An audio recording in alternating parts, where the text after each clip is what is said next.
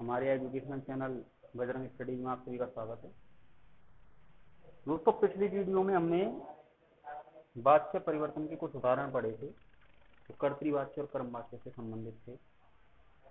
आज की इस वीडियो में हम सबसे पहले एक टेबल बनाएंगे। तो टेबल किस बात की है? वो टेबल इस बात की है, हम धातुएं लिखेंगे अपनी, जिसमें ये लिखेंगे कि वो धातु जो है वो कर्तृवाच्य में कैसे चलती है, कर्म और भाव में कैसे चलती है। तो आप सभी अपने कॉपी पेन लेकर बैठें और मेरे साथ साथ आप वो टेबल बनाएं। आज की इस वीडियो में हम वो टेबल बनाएंगे, ठीक है।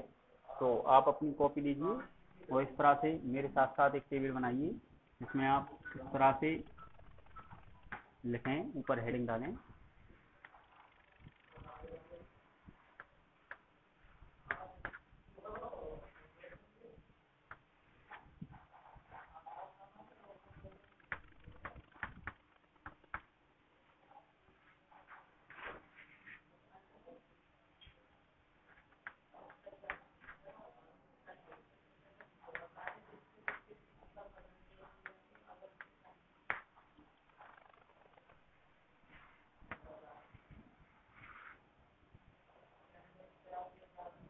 पहले धातु, फिर अर्थ, कर्तृवाच्य, कर्म और भाववाच्य।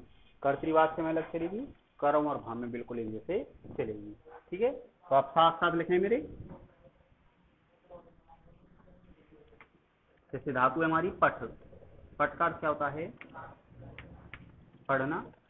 कर्तृवाच्य में कैसे चलेगी? इस तरह से, पठती, पठत, पठंती, इस तरह से। तो कर्म और भाव में कैसे चलेगी? पठ्यते, पठ्यते, पठ्यन्ति, इस तरह से ये कर्म और भाव में चलेगी। केवल हम प्रथम पुरुष एक वचन लिख रहे हैं इस टेबल में, बाकी के रूप हमें इस हिसाब से आगे बढ़ाने हैं, ठीक है।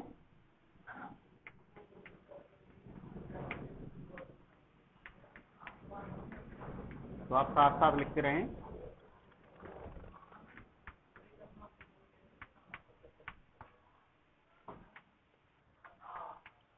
इससे क्या होगा, जब ये हमें टेबल याद हो जाएगी तो हमको जो वाक्य लिखाएगा तो हमें ये पता रहेगा कि ये धातु है वो कर्तृवाच्य में इस तरह चलती है और कर्म और भाव में इस तरह से चलती है, ठीक है।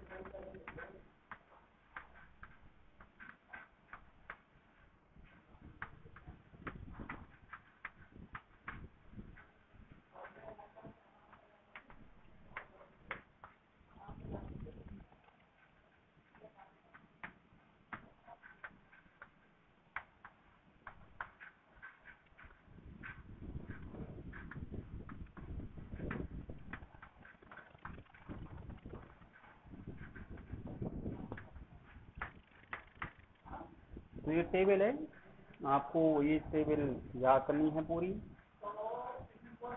ताकि आपको ये पता रहे कि कौन सी धातु कर्तृवाच्य में कैसे चलेगी और कर्म और भाव में कैसे चलेगी। हम ये नहीं कह सकते ये धातुएं काफी हैं, और भी बहुत सारी धातुएं हैं।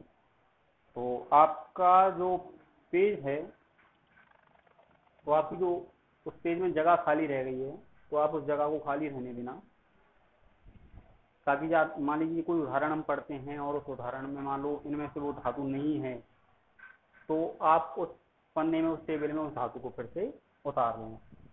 तो आपका जो कार्य है वो ये है कि वो आपको ये टेबल पूरी की पूरी याद करनी है। ठीक है, अब एक दो उदाहरण और पढ़ लेते हैं हम कर्तृवाच्य और कर्मवाच्य के।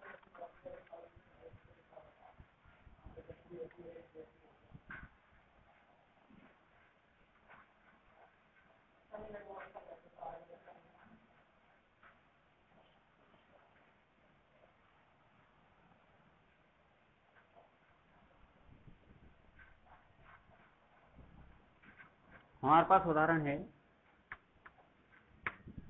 राम शत्रुओं को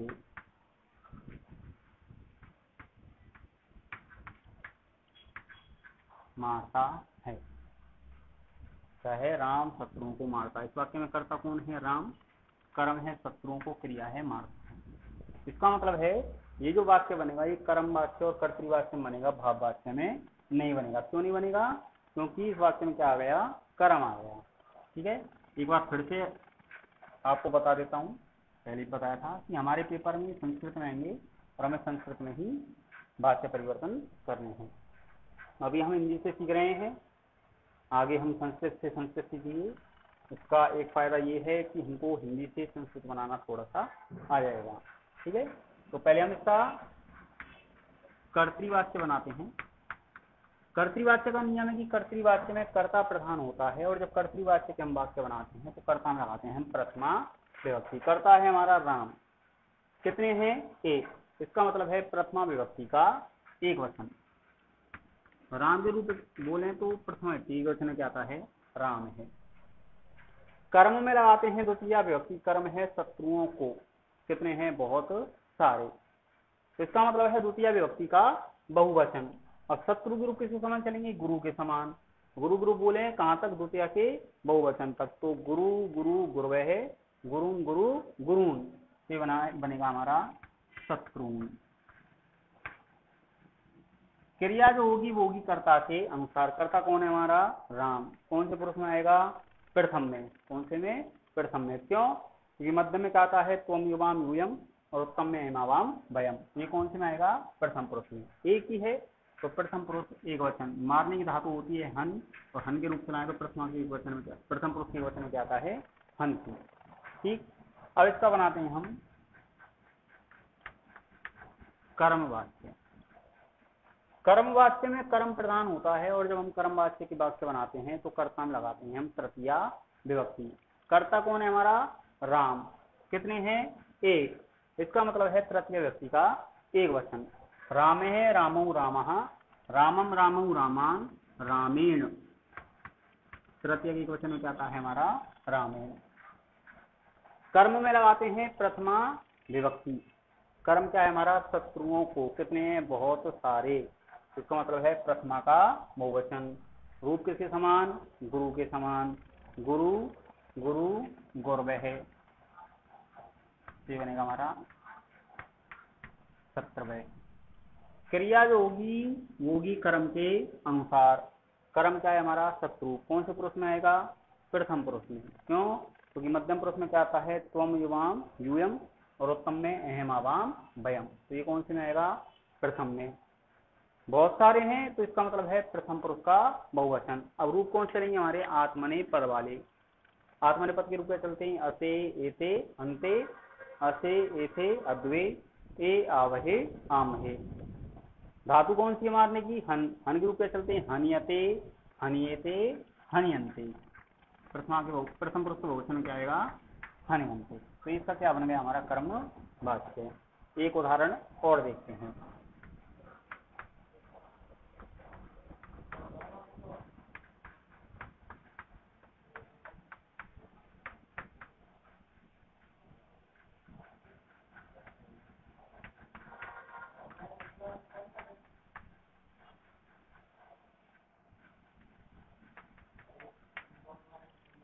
बालिकाएं गीत को गाती हैं। इस वाक्य में कर्ता कौन है? बालिकाएं, कर्म है गीत को, क्रिया है गाती हैं। इसका मतलब क्या है? ये जो वाक्य बनेगा ये कर्तृवाच्य और कर्म वाच्य में बनेगा, भाव वाच्य में नहीं बनेगा। ठीक है, पहले बनाते हैं कर्तृवाच्य। कर्तृवाच्य का क्या नियम है? कर्तृवाच्य में कर्ता प्रधान होता है, और जब हम कर्तृवाच्य के वाक्य बनाते हैं तो कर्ता लगाते हैं हम प्रथमा विभक्ति। कर्ता कौन है? हमारी बालिकाएं। कितनी हैं? बहुत सारी। इसका मतलब है प्रथमा विभक्ति का बहुवचन। बालिका के रूप चलेंगे हमारे लता के समान। लता, लते, लताहा से बनेगा हमारा बालिका। कर्म में लगाते हैं हम कर्म में लगाते हैं द्वितीया विभक्ति। कर्म में हमारा गीत को, कितने हैं? एक। इसका मतलब है द्वितीया विभक्ति का एक वचन। गीत के रूप चलेंगे फल के समान। फलम, फले, फलानी, फलम, ये बन गया हमारा गीतम। क्रिया होगी कर्ता के अनुसार। कर्ता है बालिका, कौन से पुरुष में आएगी? प्रथम पुरुष। बहुत सारे हैं तो प्रथम पुरुष का बहुवचन। गायती, गायते, गायन्ति। ठीक, अब बनाएंगे इसका हम कर्म वाच्य। कर्म वाच्य का नियम क्या है कि वे कर्म वाच्य में कर्म प्रधान होता है, और जब हम कर्म वाच्य के वाक्य बनाते हैं तो कर्ता में लगाते हैं हम तृतीया विभक्ति। कर्ता कौन है? हमारी बालिकाएं। कितनी है? बहुत सारी। इसका मतलब है तृतीया विभक्ति का बहुवचन। रूप किसके समान? लता के समान। लता, लते, लताः, लताम, लते, लताः, लतया, लताभ्याम, लताहि। ठीक है, बन गया बालिका। कर्म में लगाते हैं प्रथमा विभक्ति। कर्म क्या है? गीत को। कितने हैं? एक। तो प्रथमा का एक वचन। रूप फल के समान, फलम, गीतम। क्रिया जो होगी वो होगी कर्म के अनुसार। कर्म क्या है? गीत। कौन से पुरुष में आएगा? प्रथम पुरुष में। क्यों? क्योंकि मध्यम पुरुष में क्या आता है? त्वम, युवाम, यूयम, और उत्तम में अहमावाम, वयम। तो ये कौन से पुरुष में आएगा? प्रथम पुरुष में। एक वचन है। अब गा धातु के रूप यदि हम उस टेबल में देखें किस तरह चलते हैं, गीयते, गीयते, गीयन्ते। ये एक वचन है तो ये भी क्या हो गया? एक वचन। ठीक, तो आज हमने एक तो टेबल पढ़ी है जो आपको याद करनी है, और ये दो उदाहरण पढ़े हैं। अगली वीडियो में हम कुछ और उदाहरण पढ़ेंगे। तब तक के लिए आप एक तो नियम, वाक्यों की, कर्ताओं की स्थिति, जो शब्द रूप बताए थे वो, धातु रूप, दोनों के संक्षिप्त रूप, और ये टेबल आप कंठस्थ करें। और यदि आपको हमारी वीडियो अच्छी लगती है तो आप हमारे एजुकेशनल चैनल बजरंग स्टडीज को अधिक से अधिक संख्या में अपने मित्रों के साथ सब्सक्राइब करें, शेयर करें, लाइक करें, और बेल आइकन को भी दबा दें, जिससे हमारी आने वाली अगली वीडियो आपको तुरंत प्राप्त हो जाए। धन्यवाद।